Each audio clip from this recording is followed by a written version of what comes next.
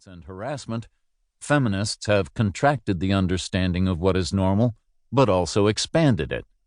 For example, by suggesting that it is perfectly normal, or should be, to call harassers and rapists to account.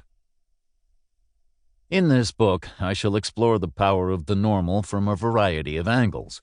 Responses to a pandemic provide especially vivid examples, but I shall focus more generally on the relationship of the normal to the trials and tribulations of democracy, its creation, its improvement, its reformation, its deterioration, its collapse. As we will see, those who seek to promote democratic goals work hard to alter the sense of what is normal.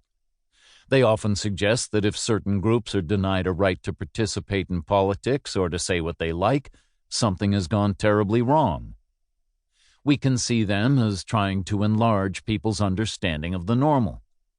They might alter the very meaning of the right to participate in politics, for example, by calling for automatic voter registration, for lowering the voting age, and for allowing convicted felons to vote.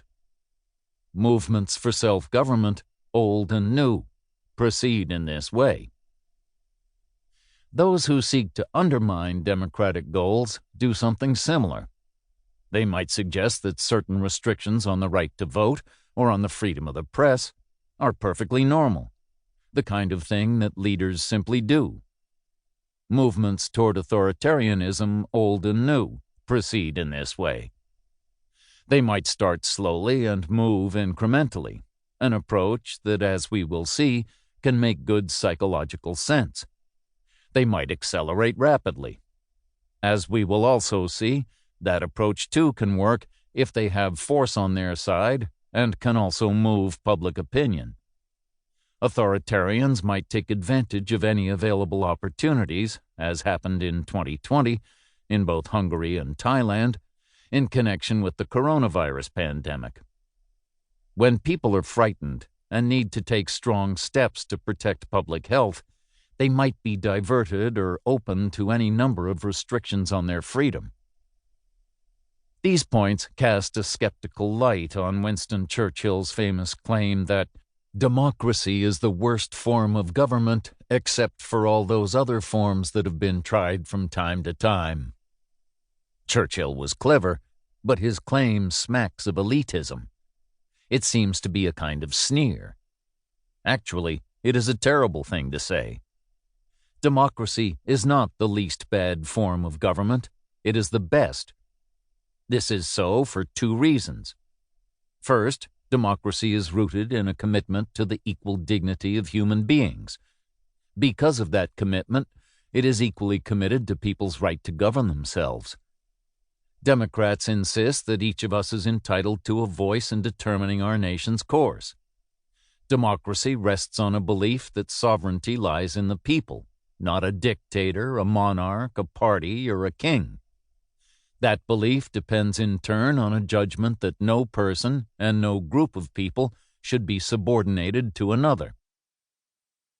Abraham Lincoln put it this way in 1854. If the Negro is a man, is it not to that extent a total destruction of self-government to say that he too shall not govern himself? When the white man governs himself, that is self-government. But when he governs himself and also governs another man, that is more than self-government. That is despotism.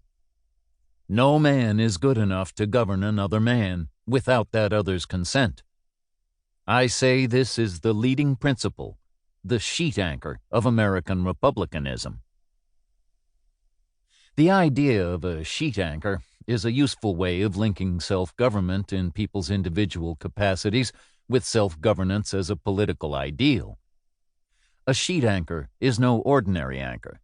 It is the most reliable one you have, the one least likely to fail under extreme stress. Lincoln was suggesting that if a culture embraces the idea of individual autonomy, its commitment to self-government will be secure.